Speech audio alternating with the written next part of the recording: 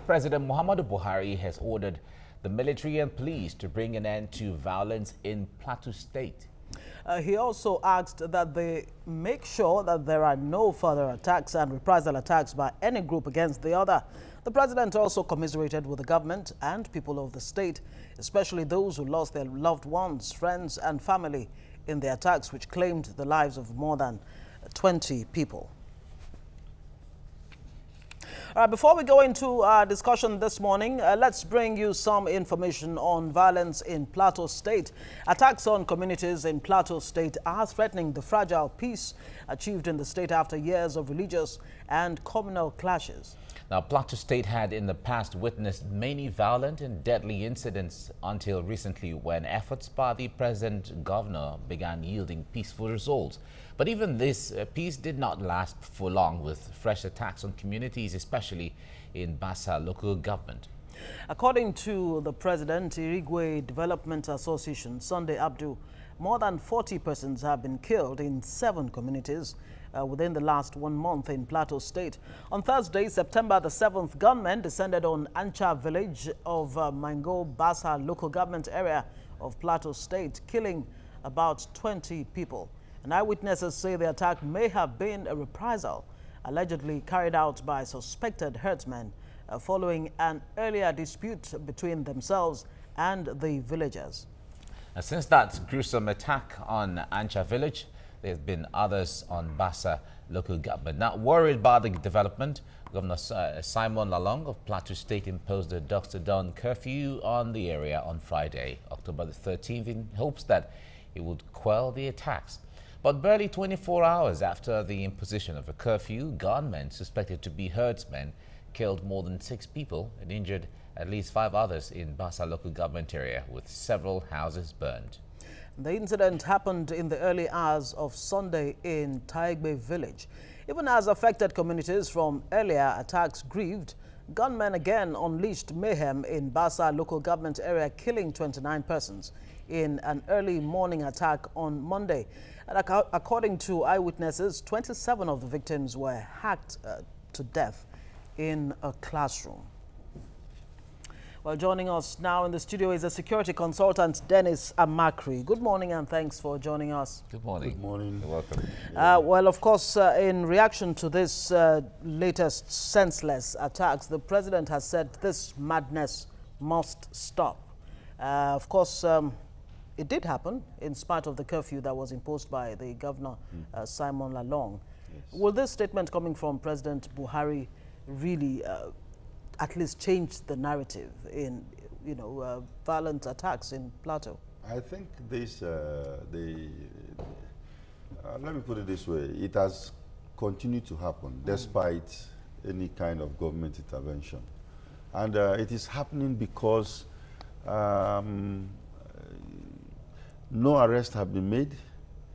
People are not prosecuted for the loss of lives, and a lot of Nigerians are just losing their lives, and instead of pursuing it criminally, we are just saying to fighting.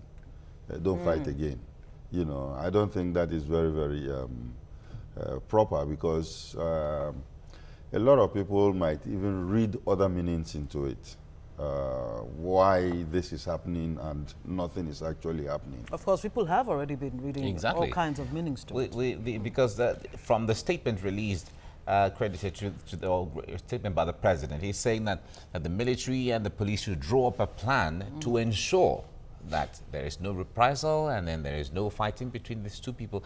And they say we're expecting the president to say we're investigating to ensure that we get the culprits and those who are perpetrating the attacks. Well, the thing is very funny, because when you have a dawn to dusk curfew, you should have policemen or whether military men, as we use them these days, to be all over the place. And these attacks took place despite the curfew.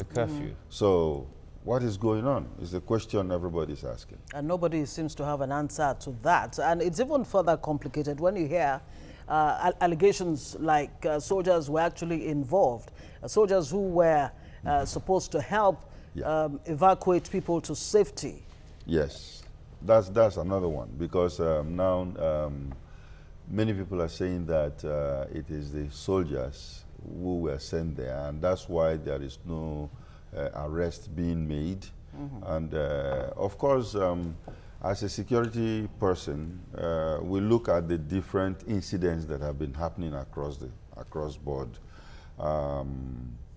One thing we are dealing with the symptoms instead of dealing with the real problem, and the real problem is that we, by extension, this particular, they will say it's a herdsman, but we have an extension of the Islamic State of West Africa province. Yes. You can see their hands in there because they, of course, they've been kept under control in the northeast, but they've been able to move all the way down into Nigeria.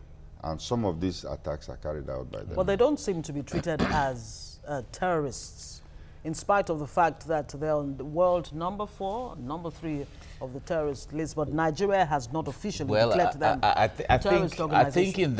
I think when it comes to terrorism, what is terrorism to one may not be terrorism to the other. other. Because when it comes to these herdsmen, even though the international body has labeled them terrorists, but they're not terrorists to Nigeria. It's the same thing the IPOB is terrorists to Nigeria, not terrorists to the United States. Well, so how do we really bring these killings by suspected Fulani herdsmen? First of all, they say use herdsmen, not necessarily Okay, not Fulani. Okay, let's cancel First of all, Fulani. let's look at what is terrorism, because many people don't know. And some people can be declared to be terrorists, IPOG, or some other people will say, no, they are not terrorists. Terrorism is simply the use of violence, and threats of violence against people or facilities, to coerce the government or the social populace for political agenda. So what is happening now falls into that definition of terrorism. Is it only political agenda, or is there economic social agenda? And sometimes it creates fear. All right, now the national president of the Irigwe Development Association that we mentioned earlier on Sunday, Abdul, directly indicted the military, saying that the military gathered the villagers for the herdsmen to kill. Yes. And if you look at the narrative of how it happened, where within the place the military decided to gather villagers for safety, yes, gathering the men here and gathering the women here within the same place. Yes. The women and children were being killed, and nothing happened. Now, in a situation like that, how would it impact on the trust and confidence that people are going to have on the military? None at all. None. So you find out that, in fact, when we start involving the military in situations like this, we start having a lot of problems. And now this particular allegation has been made. We expect that serious investigation should go in there. Yesterday, just think of what is happening in the southeast and south-south now. Where children are running away, parents are going to take their children and run away because they feel that there are people in uniform, military people, in quotes, who are coming to inoculate people against monkeypox, and actually that vaccination will kill them. And the military has come up with a statement yesterday. That there is no such thing. That there is no such thing, But, it's kind of late. I don't know why we kind of slack instead of addressing things immediately when it happens. Because it has already gone, it has spread from the southeast to the Niger Delta. That, hey, if you see military people in uniform, run away. Now, speaking of that, there seems to be a gap when it comes to information dissemination or information management from the leaders to the led. Yes. And that might just be at the root of all of this, crisis, social upheavals that we have here and there, whether it's the herdsmen attacks or people fleeing from, military presence in the name of their plans, They really seem to be disconnected between the... There's a serious disconnect. What exactly would you advise? I mean, you're a security consultant. What would you advise government to do to at least minimize this incidents? You see, sometimes government is very slow in acting. You know, it's known all over the world, not only in Nigeria. Does government even know what to do in the first place? Well, they should know what to do, because there are people in government that have different kinds of portfolios in handling this kind of situation. So I like the way you put it. They should know. They should know. That's a very tactical way of putting it. They should know what is going on. Unfortunately. So, you know, when you have a very slow system, you ginger it up, especially in Nigeria today, because you cannot afford to allow rumors and propagandas to spread all over the place. You know, it gives the government a bad name. So what they should do is to address things and address them appropriately. Listen to the society, you know, listen to the society and then address it appropriately. Don't address it with a parochial kind of answer that will make people say, oh, okay, yeah, we are aware. This is how it's going to be, you know. So right now, Nigeria has a very serious national security problem. And it needs a very serious address. You know, I don't know who is going to, even if it is going to be the president, because you have to come out and make Nigerians feel as part of the family. Because there is a lot of division. There's a lot of killings. And there are a lot of people that, you know, the kind of information coming out shows that some people are favored against some people, you know, which is not supposed to be. At least that's the perception. So in spite of all this Operation Python Dance, Operation Crocodile Smile, Operation Safe Haven, and all of that, all of these operations are... Lafia Dole. Yeah, Operation Lafia Dole. Have they all failed? Well, because security breach continues to be in the increase. It has not solved the problem. Be on the increase. It has not solved the problem. So I think we have to go back to the drawing board and look at it. In fact, I'm very, very happy. I think today the military is coming up with a seminar that is bringing people all over the world who are going to be experts in things like this. And they are going to be here for about 2-3 days in Abuja talking about, you know, internal security. So I hope they will come back to a new framework in handling it. Now there is a wonder, or there's some level of concern when Nigerian military or police, when they go for any international operation, whether Sierra Leone or Liberia or Gambia or Congo, as the case may be, it's a terrain that is not even originally theirs. They handle things professionally, perfectly, get the result, return everything to normalcy, and leave. The same military, the same police, when it's about Nigeria, which is their terrain, their country, they understand, it's not always the same. What's the difference? Well, the thing is that when they go outside, there are rules of engagement and objective to follow. And they go in there, they carry out that objective successfully and come out. Nigerians have been acclaimed to be one of the best peacekeepers all over the world. But when we get back to Nigeria, there are too many variables that infringes on the actions of either the police or the military. And these variables are the things that hold them back. There are what are these variables? Well, there are certain things political. There are political issues. There are religious issues. You know, maybe ethnic issues. Ethnic issues, because I remember very well when I was in the service, there are certain political, you know, before elections, there are certain, we do vetting. You know, the state service will vet politicians, you know, and you submit your report to the political leadership. And the political leadership will look at it and said, this man, according to the security report, is not supposed to run for elective office. But the political leadership will take a decision, political decision, and say, no, allow him to go, because if we don't allow him to go, people will say, oh, maybe it's because his religion is the wrong one, or maybe his tribe is the wrong one, so let him be. So political decisions are being taken, religious ones, or, you know, depending on what happens. Wow, okay, at this point, let's bring in Fola Dele to give us another perspective and find out what the people are saying about this one. Fola, good morning. Good morning. Morning, Fola, nice to see you. Good morning, Mike, nice to see you. Good morning, Dennis. Yeah. You look good, but you don't look happy. Yes, of course, and I can't be, because we're talking about killings again. All right, so let's find out what Nigerians are saying this time. Ahana Igwe says, once again, the Fulani headsmen killers have killed Nigerians again with impetus. No arrest, no prosecution, no monkey dance. Be the judge. No monkey dance. Gaba says, Mr. President should do something about those killing animals before they grow big like Boko Haram. God help Nigeria. God bless Nigeria. Biro Donti says this president can never unite this country as long as culprits like these are not brought to justice. Yeah.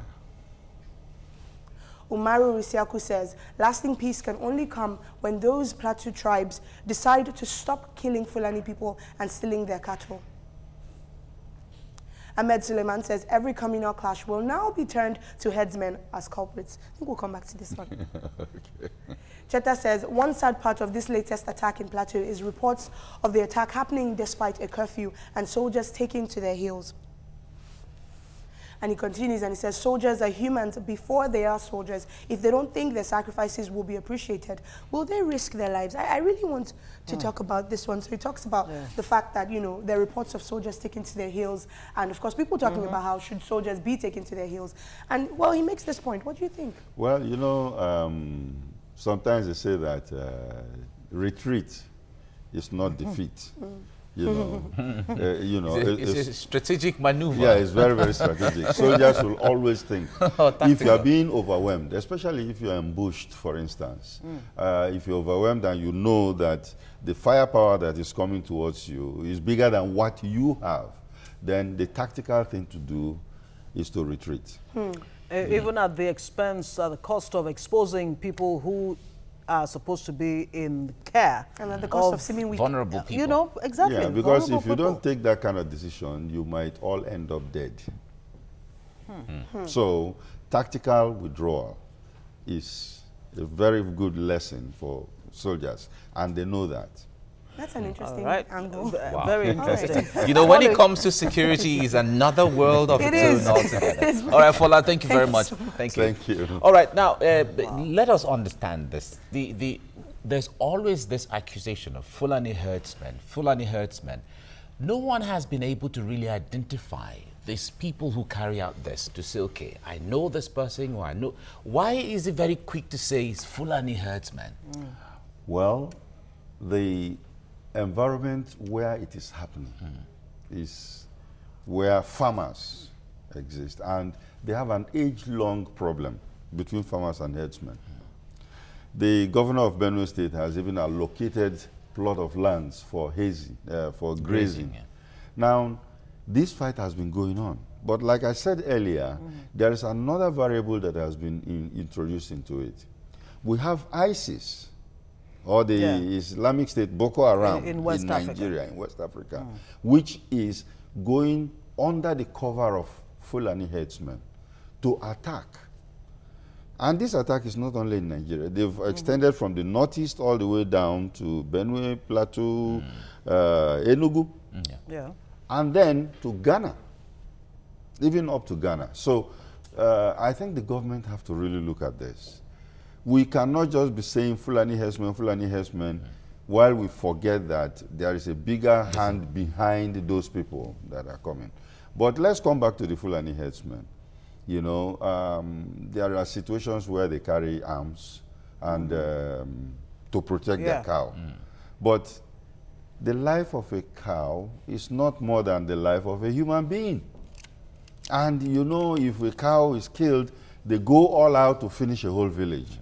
So it's not just about the Nigerian government doing something. You need a multinational force. Yes. Which we already have, but it seems to be almost ineffective. Well, I was speaking with somebody yesterday, and it drew my attention to something. You know, when we talk about the fact that some of these people have not been prosecuted or, you know, jailed or, you know, made to answer to this question. I said the word justice does not appear on the Nigerian coat of arms. We have peace, unity, and progress. That maybe we need to add the word justice to our coat of arms. What we need right now in Nigeria is equity and justice. Absolutely. Okay, we'll have to leave it there. Equity and justice. That's really a very good debate. And some will say equality, but certainly we're not equal. It's equity. Dennis Amakri, thank you so much for coming on this morning. Thank you. To discuss this with us. Thank you. Thank you very much.